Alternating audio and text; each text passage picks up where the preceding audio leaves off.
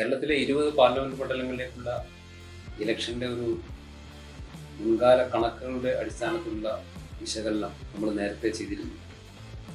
അത് ഇലക്ഷൻ നടക്കുന്നതിന് മുമ്പായിരുന്നു. ഇലക്ഷൻ കഴിഞ്ഞു. ഇലക്ഷന്റെ പോളിംഗ് ഇപ്രാവശ്യം വളരെയധികം കുറഞ്ഞു എന്നുള്ള മൊത്തത്തിലുള്ള ഒരു അനുമാനമാണ് നമ്മുടെ പത്രങ്ങളിൽ കൊടുക്കുന്നത്.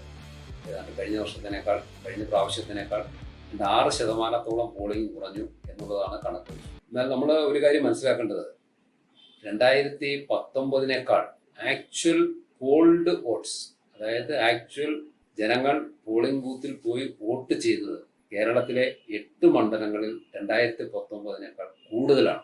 പ്രത്യേകിച്ച് വടക്കൻ മേഖലയിലുള്ള വടക്കൻ കേരളത്തിലുള്ള എല്ലാ മണ്ഡലങ്ങളിലും, വയനാട്ടിൽ വളരെ ചെറിയ 8,000-10,000 വോട്ടിന്റെ കുറവുള്ളൂ.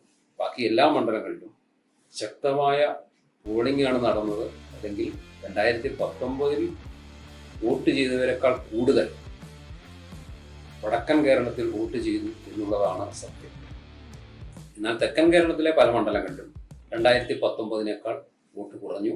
ഏതാണ്ട് 6 മണ്ഡലങ്ങളിൽ 50,000 വോട്ടുകൾ കൂടുതൽ കുറഞ്ഞു എന്നുള്ളതാണ് സത്യം. അതുകൊണ്ട് അത്രമാത്രം വോട്ടുകൾ കുറഞ്ഞത് UDFന്റെ വിജയസാധ്യതയെ ബാധിക്കുമെന്ന് LDF, എന്നാൽ അത് LDFനെയാണ് ബാധിക്കുക എന്ന് UDFും പറയുന്നുണ്ട്. അപ്പോൾ കണക്കുകളുടെ അടിസ്ഥാനത്തിൽ നമ്മൾ നോക്കുമ്പോൾ നമ്മൾ നേരത്തെ കഴിഞ്ഞ ഇലക്ഷന് മുമ്പ് പറഞ്ഞതിൽ നിന്ന് ഫലത്തിൽ വലിയ വ്യത്യാസങ്ങളൊന്നും കാണുന്നില്ല. നമ്മൾ നേരത്തെ പറഞ്ഞിരുന്നത് 16 മണ്ഡലങ്ങൾ UDFനും 3 മണ്ഡലങ്ങൾ LDFനും 1 മണ്ഡലം BJPയും വിജയിക്കും എന്നാണ് നമ്മൾ നേരത്തെ പറഞ്ഞത്. അപ്പോൾ അതിൽ ആകെ 2 മണ്ഡലങ്ങളിൽ മാത്രമാണ് ഈ വോട്ടിംഗ് പെർസെൻറ്റേജിലുള്ള അല്ലെങ്കിൽ ആക്ച്വൽ വോട്ടിംഗ് പെർസെൻറ്റേജ് ഉള്ള വ്യത്യാസം ബാധിക്കാൻ സാധ്യതയുള്ളത്. അതൊന്ന് പത്തനംതിട്ടയാണ്, 2 ചാലക്കുടിയാണ്. പത്തനംതിട്ടയിൽ 2019 വോട്ടിനേക്കാൾ 1,06,000 വോട്ടുകളാണ് കുറഞ്ഞത്. അപ്പോൾ അവിടെ ആന്റണി കഴിഞ്ഞ പ്രാവശ്യത്തെ അത്രയും വോട്ട് ഗോൾ ചെയ്തിരുന്നെങ്കിൽ വളരെ ഈസിയായിട്ട് വിജയിക്കുമായിരുന്നു എന്നുള്ളതായിരുന്നു വിശകലനം. പക്ഷെ 1,06,000 വോട്ടുകൾ കുറഞ്ഞപ്പോൾ ആന്റണിയുടെ വിജയസാധ്യതയെ അത് ബാധിച്ചു എന്നുള്ളത് വളരെ അധികം ആൾക്കാർ വളരെ സംശയത്തോടെ നിരീക്ഷിക്കുന്ന ഒരു കാര്യമാണ്.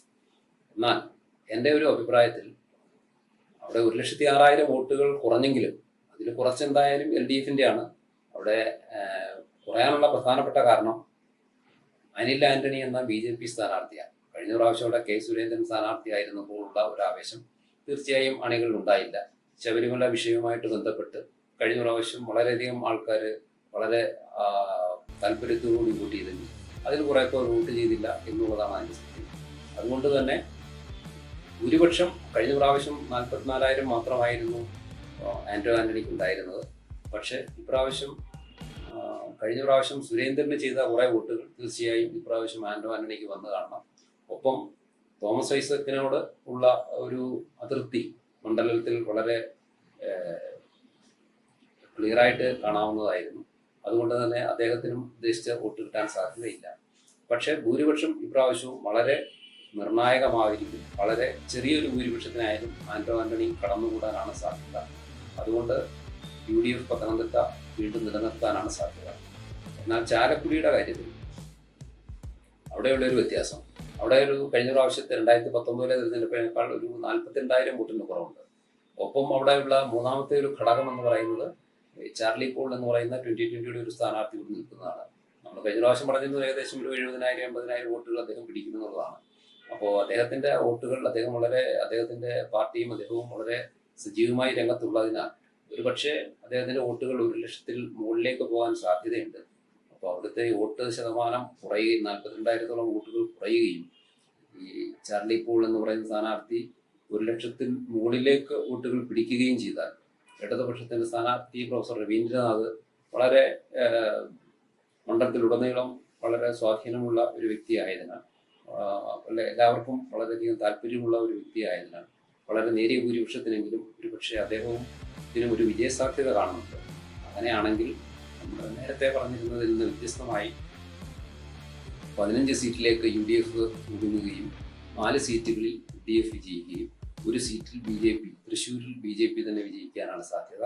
പോളിംഗ് കുറഞ്ഞാലും അല്ലെങ്കിൽ വോട്ടുകളുടെ ശതമാനത്തിൽ കുറവുണ്ടായാലും ആക്ച്വൽ വോട്ടുകൾ പോൾ ചെയ്തത് കൂടുതലാണ് എന്നുള്ളത് കണക്കിലെടുക്കുമ്പോൾ ഈ പറയുന്ന രീതിയിലുള്ള യു ഡി എഫിന് വളരെ നെഗറ്റീവായിട്ടുള്ള ഒരു ഇമ്പാക്റ്റ് ആ പോളിംഗ് ശതമാനത്തിലെ കുറവ് ബാധിക്കാനിടയില്ല.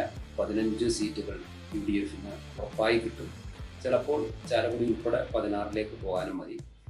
ഇല്ലെങ്കിൽ എൽ ഡി എഫിന് 4 സീറ്റുകളുണ്ട്. 1 പാലക്കാടാണ്, 2 ആറ്റിങ്ങലാണ്, 3 മാവേലിക്കരയാണ്. ഒപ്പം ചാലക്കുടിക്കും സാധ്യതയുണ്ട്. തൃശ്ശൂർ BJP തന്നെ വിജയിക്കാനാണ് സാധ്യത. അങ്ങനെ 20-ൽ 15 മുതൽ 16 വരെ യു ഡി എഫിനും 3 മുതൽ 4 വരെ എൽ ഡി എഫിനും 1 സീറ്റ് BJPക്കും കിട്ടാനാണ് സാധ്യത പോളിംഗ് കഴിഞ്ഞതിന് ശേഷം.